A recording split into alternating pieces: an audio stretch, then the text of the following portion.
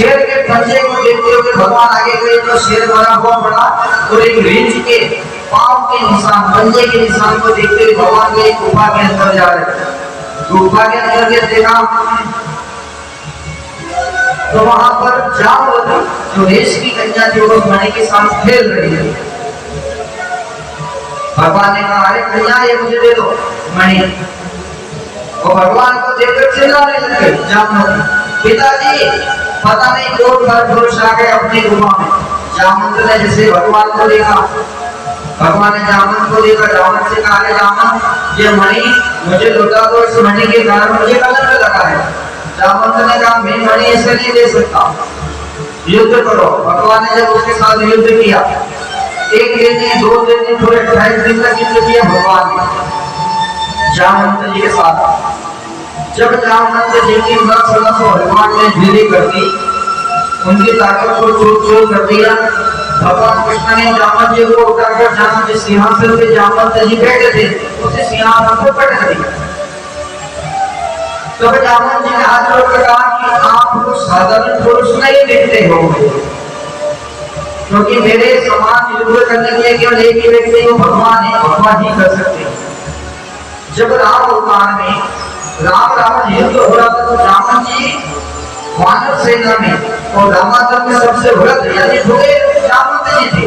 उन्होंने कहा था कि भगवान राम रावण के साथ आपका युद्ध हुआ, पर मेरे बराबर कोई योद्धा नहीं मिला युद्ध करने के लिए कि मैं उसके साथ युद्ध करूं। तो भगवान मेरी इच्छा है कि मैं आपके साथ युद्ध करूं।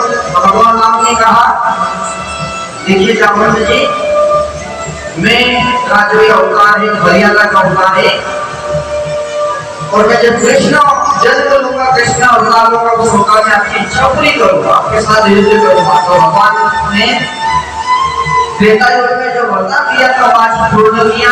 भगवान राम ने, कृष्ण ने राम बनकर जामवंत जी महाराज को दर्शन कराए, एक हाथ में धनुष बाण लिए खड़े हैं। जब दर्शन किए जामवंत जी महाराज ने चरणों में गिर पड़े, वो मणि में भगवान को भेंट करते हुए कहा कि भगवान मणि को दो, और मेरी एक शर्त है।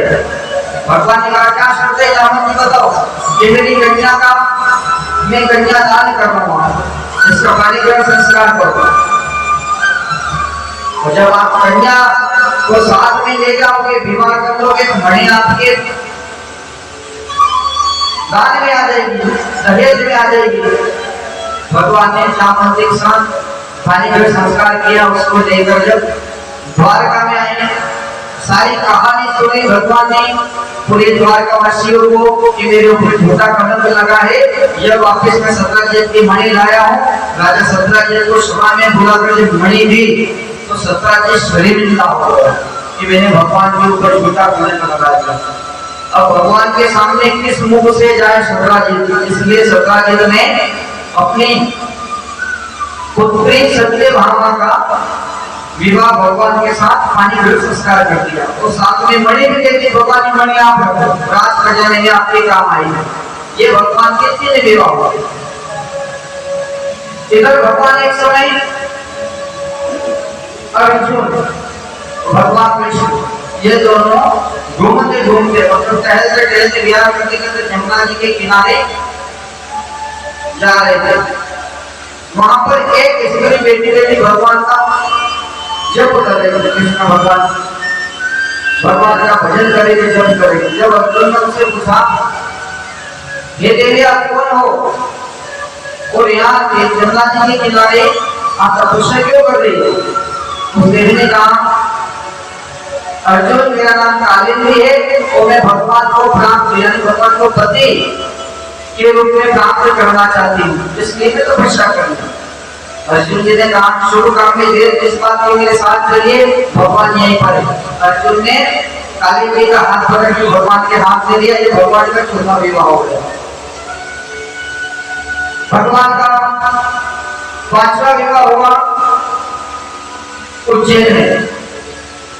उज्जैन के राजा, उनकी एक शर्त थी कि 7 बेल को एक साथ नाक डाल देगा, उसी के साथ हम अपनी कन्या मित्र का विवाह करेंगे।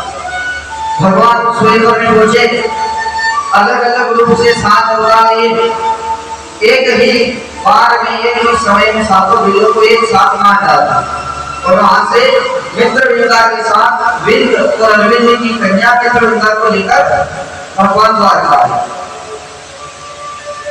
भगवान ने छठा विवाह लक्ष्मण के साथ किया, 7वां विवाह भगवान का संजय के साथ और 8वां भद्रा के साथ। सुखदेव जी महाराज कहते हैं राजा परीक्षित भगवान के पृथक 8 विवाह हुए और 16,100 विवाह भगवान ने जो किए वो भौमासुर के खेत में कन्याएं थी।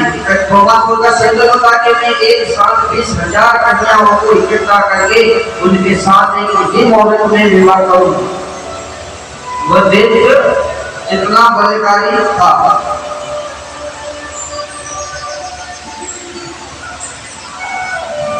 अब इधर भगवान का परिवार बढ़ने लगा धीरे धीरे। रुक्मिणी जी के गर्भ से प्रद्युम्न का जन्म हुआ। प्रद्युम्न महाराज की जय। प्रद्युम्न जी महाराज का जन्म हुआ है। प्रद्युम्न के अनिरुद्ध जी हुए और अनिरुद्ध जी महाराज बाणासुर के नगरी में गए। बाणासुर की कन्या जिसका नाम उषा, उषा ने सपने में देखा कि भगवान कृष्ण के जैसा स्वरूप हुआ, मतलब सपना ऐसा देखा भगवान के स्वरूप वाला पुरुष, उससे विवाह किया। जब उषा ने विवाह किया, विवाह करके वही दोनों पति पत्नी रहने लगे। सपना देखकर सवेरा उठे, उसकी एक सखी थी चित्रलेखा, उसने कहा सखी को इतना शर्मिंदा क्यों हो रही है, बता क्या कारण है। उषा ने कहा कि देख सखी, मुझे किसी से प्रेम हो गया, मैं उसी से विवाह करूंगा। चित्रलेखा इतनी चित्रकला में परिपूर्ण थी, उसने कहा बता, ये जितने संसार के सारे लोग सबके चित्र बनाने उनको बता देना, तेरा जो प्रियतम उसका चित्र है तो बता देना।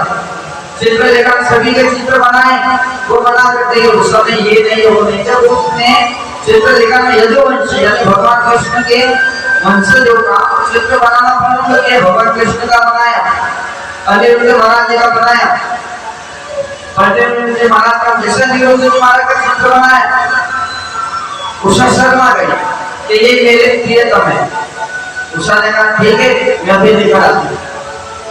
घुमाया बिठाया, जब द्वारका में पहुंची, जब जैसे द्वारका में जब अंदर जाने लगी, उधर नारद जी महाराज मिल गए। नारद जी महाराज से सारी घटना कहा सुनाई।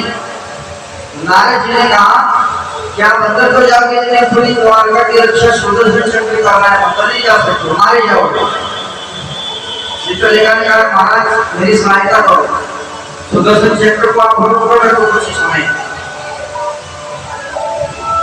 नारद जी ने सुदर्शन चक्र को कहा अरे सुदर्शन रुको, पूरा दिन पहरा ही देते रहोगे, भगवान का भजन पूजन भी करोगे, सत्संग करो, हमारे साथ पूजन करो।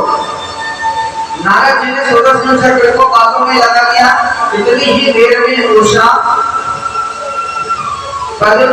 अनिरुद्ध जी महाराज के कक्ष में गई, उनको सोते हुए उठा करके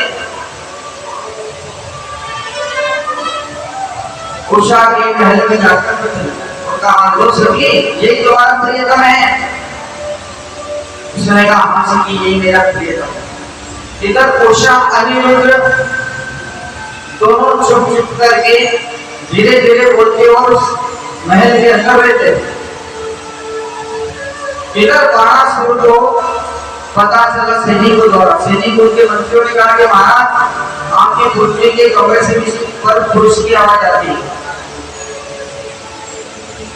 और बाणासुर को भगवान शंकर ने एक ध्वजा दी थी, झंडा, कि जिस दिन इस झंडे को ये झंडा गिर जाएगा उस दिन समझ लेना कि तेरी मृत्यु निश्चित है। बाणासुर जब ये बात सुनी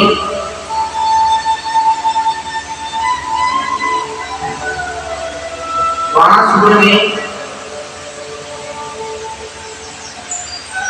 वो ध्वजा लगाने के बाद अपनी कन्या के महल में गया। वो महल में जाकर देखा अनेक